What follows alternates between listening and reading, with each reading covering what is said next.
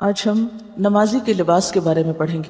قرآن پاک میں ایک آیت آتی ہے سورۃ الاعراف میں کہ خذوا زینتکم عند کل مسجد، ہر مسجد کے نزدیک یا ہر مسجد میں اپنی زینت کا اہتمام کرو، اور زینت سے مراد یہاں لباس ہے۔ گویا نماز کی درستگی کا انحصار جہاں پاکیزگی پر ہے، صفائی پر ہے، وضو پر ہے، وہیں اس کے ساتھ ساتھ درست نماز کے لیے درست لباس کا ہونا بھی بے حد ضروری ہے۔ اگر لباس مناسب نہ ہو، سطر کے تقاضے پورے نہ کرتا ہو تو نماز ضائع ہو جاتی، کوشش رائے گاں جاتی۔ تو اس لیے یہ بھی ایک بہت اہم باب ہے۔ اب یہاں پر چونکہ مرد اور عورت کا فرق بھی ہے، اس لیے کچھ چیزیں اس حوالے سے آپ کے سامنے آئیں گی، اور اسی طرح کچھ احادیث ایسی بھی آپ پڑھیں گے جن میں منیمم لباس کا ذکر ہوگا کہ جس میں ایک شخص کی نماز ہو سکتی ہے۔ پہلی حدیث ہے، رسول اللہ صلی اللہ علیہ وسلم نے فرمایا، لا یصلی احدکم فی الثوب الواحد لیس علی عاتقیہ شیء، کوئی شخص کپڑے میں اس طرح نماز نہ پڑھے کہ اس کے کندھے ننگے ہوں۔ اس سے کیا پتہ چلتا ہے کہ مردوں کے لیے بھی نماز میں ڈریس یا لباس ایسا ہونا چاہیے کہ جس سے ان کے کندھے ڈھکے ہوئے ہوں۔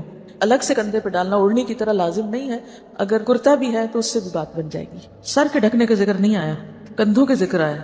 اسی لیے بعض لوگ جب احرام پہنتے ہیں اور ایک کندھا کھلا رکھتے ہیں تو وہ یہ سمجھتے کہ شاید ہر حال میں اسی طرح ہی ہمیں رہنا ہے، اور وہ نماز میں بھی پھر اس کو نہیں ڈھانکتے۔ تو خواہ کوئی احرام پہنے ہوئے ہو یا اس کے بغیر، تو نماز میں دونوں کندھوں کا ڈھکا ہوا ہونا ضروری ہے، کیونکہ یہاں لفظ آ رہا ہے عاتقیہ، دونوں کندھے۔ جہاں تک سر کا تعلق ہے تو سر ڈھانکنا مستحب ہے، پسندیدہ ہے، لیکن اگر کوئی مرد سر نہ ڈھانکے اور نماز پڑھ لے تو ایسا نہیں کہ وہ کوئی غلط کام کر رہا ہے یا اس کی نماز ہوگی نہیں، نماز ہو جاتی۔ سر کا ڈھانکنا شرائط میں سے نہیں ہے۔ حضرت عمر بن ابی سلمہ بیان کرتے ہیں کہ میں نے رسول اللہ صلی اللہ علیہ وسلم کو حضرت ام سلمہ رضی اللہ عنہا کے گھر میں ایک ہی کپڑے میں لپٹے ہوئے نماز پڑھتے دیکھا۔ عمر بن ابی سلمہ کون ہیں؟ آپ کے کیا لگتے ہیں؟ ربیب ہیں، حضرت ام سلمہ کے بیٹے ہیں جو پچھلے شوہر یعنی ابو سلمہ سے تھے۔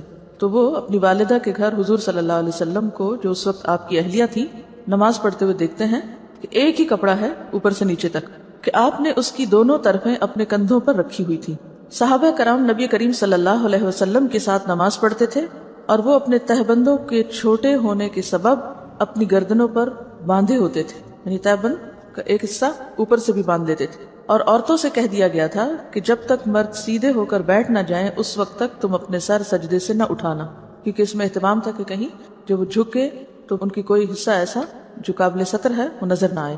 اب اس سے یہ بھی پتہ چلتا ہے کہ اس دور میں خواتین مسجد میں نماز پڑھتی تھی، اور اس طرح پڑھتی تھی کہ مردوں اور عورتوں کے بیچ میں کوئی دیوار یا کپڑا یا سطر یا چیز نہیں ہوتی تھی، اسی لیے ان کو کہا جا رہا ہے نا کہ وہ بعد میں سر اٹھائیں تاکہ پہلے مرد اٹھا چکے۔ حضرت محمد بن المنکدر رحمۃ اللہ علیہ بیان کرتے ہیں کہ میں حضرت جابر بن عبداللہ کے پاس آیا تو وہ ایک کپڑے میں لپٹے ہوئے نماز پڑھ رہے تھے اور ان کی چادر ایک طرف رکھی ہوئی تھی۔ جب وہ نماز سے فارغ ہوئے تو ہم نے ان سے کہا کہ اے ابو عبداللہ، آپ کی چادر پڑی رہتی ہے اور آپ نماز پڑھ لیتے ہیں؟ تو انہوں نے فرمایا، ہاں، میں نے نبی کریم صلی اللہ علیہ وسلم کو اسی طرح نماز پڑھتے دیکھا ہے، اور میں نے یہ چاہا کہ ایسا ہی کروں تاکہ تمہارے جیسے جاہل مجھے اس طرح نماز پڑھتے ہوئے دیکھ لیں کہ اس طرح نماز ہو جاتی۔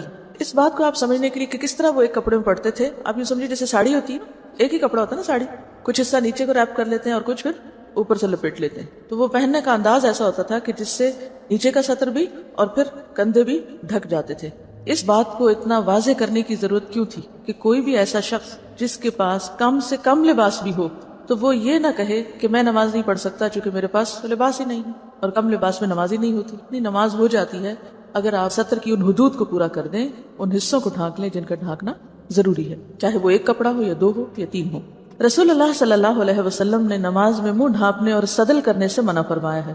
اس کتاب کے اوپر جنہوں نے احادیث کی تخریج کی ہے وہ حاشیے میں لکھتے ہیں، اگر آپ نمبر 2 کو نیچے دیکھیں، اس حدیث کو کہ منہ نہ ڈھانکا جائے اور صدل نہ کیا جائے، اسے امام حاکم اور حافظ ذہبی نے صحیح کہا ہے۔ میرے علم میں اس حدیث کی 2 ہی سندیں ہیں، ایک سند حسن بن ذکوان کی تدلیس کی وجہ سے ضعیف ہے اور دوسری اصل بن سفیان ضعیف راوی ہیں۔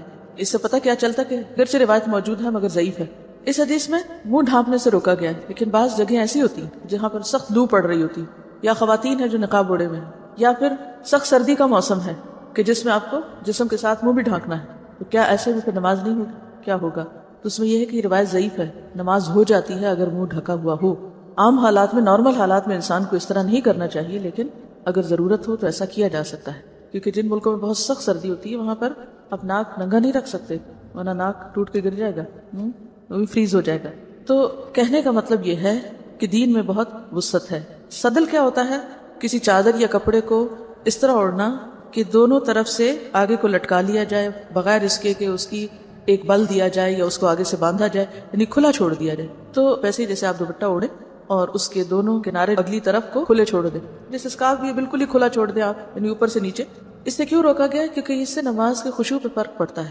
جب آپ رکوع کرتے ہیں وہ آگے لٹک جائے گا، پھر جب آپ اٹھیں گے اور سجدے میں جائیں گے اور ہو سکتا ہے آپ کے گھٹنوں کے نیچے وہ آ جائے. جب دوبارہ آپ اٹھیں تو ان کو نکالتے نکالتے آپ کی نماز میں اتنی حرکت ہو جائے کہ آپ کا سارا خشوع ختم ہو کر رہ جائے. تو مراد اس سے یہ ہے کہ ایسا لباس نہیں پہننا چاہیے کہ جس کے پہننے سے انسان کی نماز کی ادائیگی میں کسی قسم کا کوئی خلل آئے. رسول اللہ صلی اللہ علیہ وسلم کے ساتھ عورتیں نماز فجر ادا کرتی تو وہ اپنی چادروں میں لپٹی ہوئی ہوا کرتی تھی. اس سے پتہ چلتا ہے کہ عورت کو چادر میں لپٹ کر نماز پڑھنا چاہیے. رسول اللہ صلی اللہ علیہ وسلم نے فرمایا بالغہ عورت کی نماز اوڑھنے کے بغیر نہیں ہوتی. تو اس سے یہ پتہ چلتا ہے کہ عورت کو نیچے والے ڈریس کے علاوہ جیسے لمبا قمیص پہنی ہوئی ہے یا کیپ رکھی ہوئی ہے تو صرف وہ کافی نہیں، عورت کے لیے اوڑھنی ضروری، یعنی دوپٹہ ضروری ہے. اب اسکارف کی قسم کا ہو یا پھر سیدھا لمبا دوپٹہ ہو یا چادر ہو، یہ لازم ہے. بعض لوگ یہ کہتے ہیں نا کہ اگر ہم نے کوٹ پہنا ہوا ہے اور اوپر سے کیپ پہن لیں اور ہمارا سر ڈھک جائے تو یہ کافی ہے. یا بعض لوگ اسکارف اس طرح اڑتے ہیں کہ وہ سارے کا سارا کوٹ کے اندر ڈال لیتے ہیں اور اوپر سے کوئی چیز لپٹی بھی نہیں آتی، تو یہ درست نہیں. یعنی عورت کی نماز کے لیے کیا ضروری ہے کہ دوپٹہ یا اسکارف یا چادر وٹ ایور اوپر سے اس طرح بکل اس کی ماری جائے اور اس میں نماز پڑھی جائے. یعنی یہ واضح حدیث ہے کہ عورت کی نماز اوڑھنے کے بغیر نہیں ہوتی، دوپٹے کے بغیر نہیں ہوتی. حضرت ام سلمہ رضی اللہ عنہا فرماتی ہیں عورت اوڑھنی اور ایسے لمبے کرتے میں نماز پڑھے جس میں اس کے قدم بھی چھپ جائیں، یعنی نیچے تک آنا چاہیے، ٹخنے وغیرہ ڈھکے ہوئے ہونے چاہیے. اگر آگے کے پنجے تھوڑے بہت کھل بھی جائیں تو کوئی بات نہیں، جس طرح ہاتھ ہے، لیکن پیچھے سے ایڑیوں تک کپڑا ہونا چاہیے. بعض خواتین نماز پڑھتی ہیں اور تنگ پائچوں کی شلوار پہن لیتی ہے، جب رکوع میں جاتی ہے تو وہ اتنے اونچے چڑھ جاتے ہیں کہ بعض اوقات پنڈلیاں بھی دکھائی دینے لگتی ہیں، تو اس سے نماز درست نہیں ہوتی. یعنی ایسا کپڑا پہننا چاہیے کہ جو پاؤں تک جائے. جب آپ نماز کے لیے کھڑے ہو نا تو اپنے آپ کو اتنا سنبھال کے اتنے کمپوزڈ ہو کہ آپ پھر اپنے لباس اور اپنی ذات کی طرف سے بے فکر ہوں. جب ہم نے کپڑا صحیح سنبھالا نہیں ہوتا تو کیا ہوتا ہے؟ رکوع میں گئے چادر شریف نیچے، اٹھے اوپر کی، سجدے میں گئے پھر دھڑام سے نیچے، پھر لپیٹے، سارا وقت کھیل میں گزر جاتا ہے. موٹی موٹی ہم نے اون کی پشمینے کی چادریں اڑی بھی ہوتی ہیں، بھاری بھرکم، وہ ہر سجدے رکوع کے ساتھ نیچے، ہر حرکت کے ساتھ اوپر سے اتر جاتی ہیں. یا ایسے سلکی دوپٹے ہوتے ہیں کہ سارا وقت انہی کی لپیٹ میں گزر جاتا ہے. پھر اوڑھنی بھی ایسی نہ ہو، یعنی اتنا چھوٹا سا اسکارف کہ جو بمشکل آپ کی گردن اور کان ڈھانکے، اور بعض لوگوں کی تو گردن بھی نہیں ڈھانکتا اسکارف، یعنی اس طرح اسکارف اوڑا ہوتا ہے کہ پورا سینہ کھلا ہوتا ہے. حالانکہ قرآن پاک میں واضح طور پر کیا ہے، وَلْيَضْرِبْنَ بِخُمُرِهِنَّ عَلَى جُيُوبِهِنَّ، کہ وہ اپنے خمار یا اپنے جو دوپٹے ہیں وہ اپنے سینے پہ ڈالیں. تو نماز میں جو دوپٹہ آپ ڈالیں گے اس سے آپ کا سینہ ڈھکا ہوا ہونا چاہیے، اور اسی طرح گردن، کان، یہ تمام چیزیں، لیکن ماتھا نہیں ڈھکا ہوا ہونا چاہیے کیونکہ سجدے کی جگہ خالی ہونی چاہیے. اگر ایک ماں بچے کو لے کے نکلتی ہے تو اس کا اتنا بھاری بیگ لے کے نکلتی ہے، ساتھ اس میں دودھ بھی، اس میں نپیاں بھی، اس میں یہ بھی ہے اور وہ بھی ہے.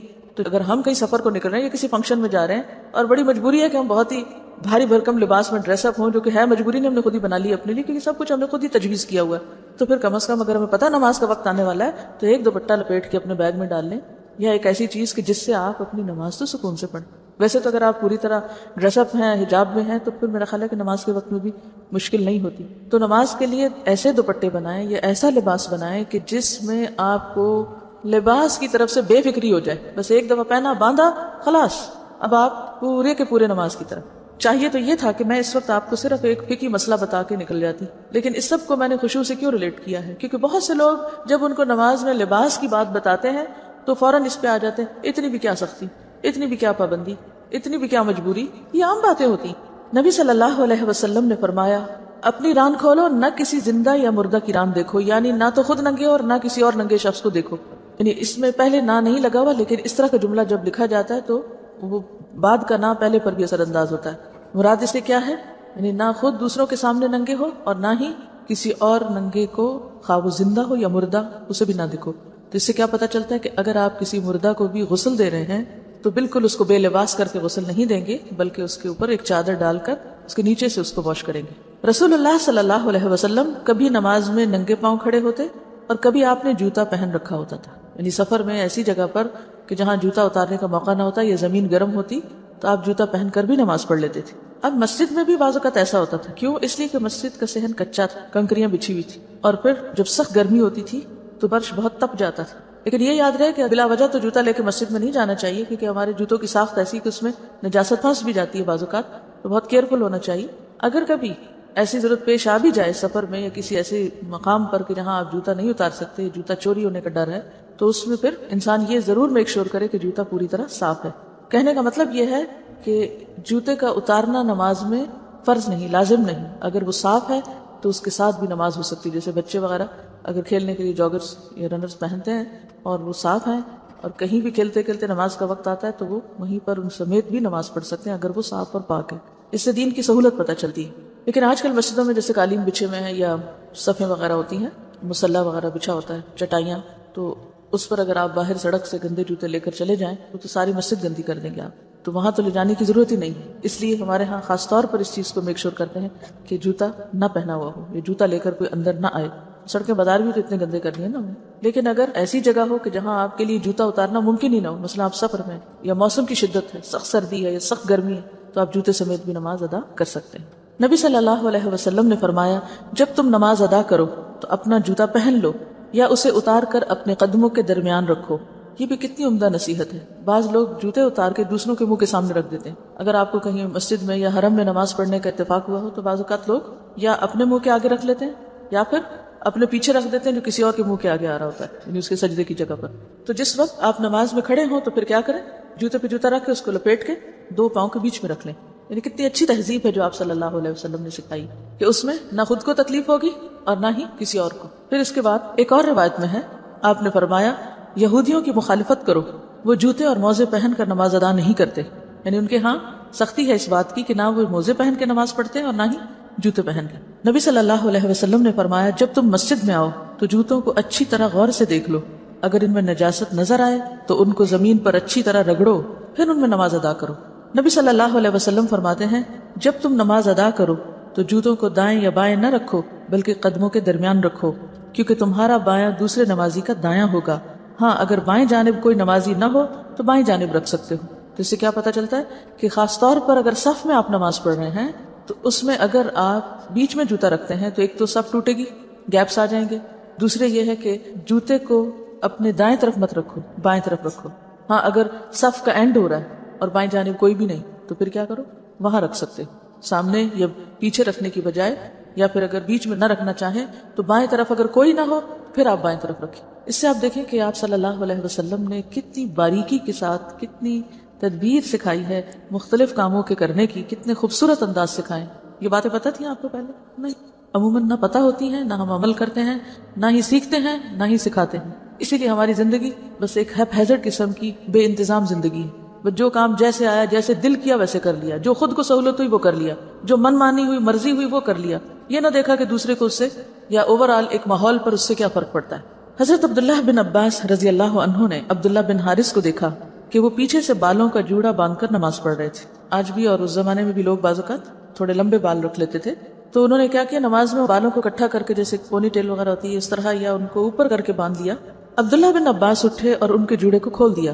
جب ابن حارث نماز سے فارغ ہوئے، ابن عباس کی طرف متوجہ ہوئے اور کہنے لگے، میرے سر سے تمہیں کیا سروکار تھا، تم نے مجھے کیوں ڈسٹرب کیا؟ ابن عباس نے کہا، میں نے رسول اللہ صلی اللہ علیہ وسلم کو یہ فرماتے ہوئے سنا ہے، بے شک اس طرح کے آدمی کی مثال اس شخص کی سی ہے جو مشقیں بندھی ہوئی حالت میں نماز ادا کرے، یعنی اس کو بیڑیوں میں جکڑا ہوا۔ جوڑا ایسا ہے کہ ایک ہے بال کھلے جس میں آپ ریلیکس ہیں، اور جو ہی آپ نے بال اس طرح باندھے کہ وہ ٹائٹ ہو گئے کہ جس سے آپ کی توجہ جو ہے وہ اس طرف جا رہی ہے، یا پھر یہ کہ وہ اونچے ہو گئے کہ جس سے آپ کا جو پیچھے سے بال ابھر کے دوسرا سر نظر آ رہا ہے، تو اس سے منع کیا گیا۔ تو اس سے یہ پتہ چلتا ہے کہ نماز میں انسان بالکل ریلیکس رہے، بالکل یکسو رہے، کیونکہ اگر انسان اس وقت کسی بھی چیز میں بندھا ہوا اپنے آپ کو فیل کرتا ہے، اور اس سے صرف جڑا ہی نہیں بلکہ ٹائٹ لباس یا اس طرح کا لباس کہ جس میں انسان خود کو قید محسوس کرے اور پورا خشوع نہ آ سکے، تو وہ نماز کی خشوع میں رکاوٹ بنتا ہے، اور اگر خشوع نہیں تو نماز ہی کیا۔ حضرت عائشہ رضی اللہ عنہا سے روایت ہے کہ رسول اللہ صلی اللہ علیہ وسلم نے ایک دھاری دار چادر میں نماز پڑھی، پھر فرمایا، میری اس چادر کو ابو جہیم کے پاس لے جاؤ اور اس کی چادر میرے پاس لے آؤ۔ کیوں؟ اس لیے کہ اس چادر کی دھاریوں نے مجھے نماز میں خشوع سے غافل کر دیا۔ اب آپ دیکھیں کہ ہماری نمازوں میں کیسے کیسے پھول بوٹے حائل ہوتے ہیں، لیکن ہم نے کبھی فکر نہیں کی۔ تو اس سے کیا پتہ چلتا ہے کہ دیوار پہ کوئی ایسی چیزیں لگی ہوئی ہیں، یا پھر جائے نماز پر بہت سی دھاریاں اور رنگ برنگ کے ڈیزائن بنے ہوئے ہیں، جو مختلف شکلوں میں نظر آتے رہتے ہیں نماز میں کھڑے ہو کے، کبھی وہ کسی کی شکل بن جاتی ہے، کبھی کوئی ڈیزائن بن جاتا ہے، تو ایسی چیزوں پر نماز پڑھنے سے اجتناب کرنا چاہیے. اب ہم یہ تو نہیں کہہ سکتے کہ اس کی نماز ہی نہیں ہوئی، لیکن یقینی طور پر اس کو خشوع کا درجہ حاصل نہیں ہوا. اسی طرح صحابہ کرام رسول اللہ صلی اللہ علیہ وسلم کے پیچھے نماز پڑھتے ہوئے گرمی کی شدت سے سجدے کی جگہ کپڑے کا کنارہ بچھا لیتے تھے، یعنی زمین پر کچھ بھی نہیں ہوتا تھا، وہ جب نیچے آتے سجدہ کرتے تو اپنے ہی لباس کا ایک حصہ سجدے کی جگہ پر رکھ لیتے تھے اور اس پہ سجدہ کر لیتے. یہ ایسے ہی ہے جیسے مثلاً آپ کسی ایسے کارپیٹ پہ نماز پڑھیں جو انتہائی گندا ہے. کئی دفعہ ایسا اتفاق ہو جاتا ہے، آپ کسی شادی میں جاتے ہیں، شادی کے موقع پر تو لوگ کھانا خود بھی کھاتے ہیں، پلیٹوں میں بھی چھوڑتے ہیں، کارپیٹ کو بھی کھلاتے ہیں، پھر بہرحال باقی لوگ اس کو صاف تو کر دیتے ہیں. لیکن اگر کبھی کسی ایسے موقع پر آپ کو نماز پڑھنی پڑے تو سجدے میں خشوع نہیں آتا، کیونکہ اندر سے ایسی اسمیل اور ایسا گھٹن محسوس ہوتی ہے کہ انسان ٹکا نہیں سکتا سر. ایسے میں کوئی جائے نماز نہیں. تو کیا کریں آپ؟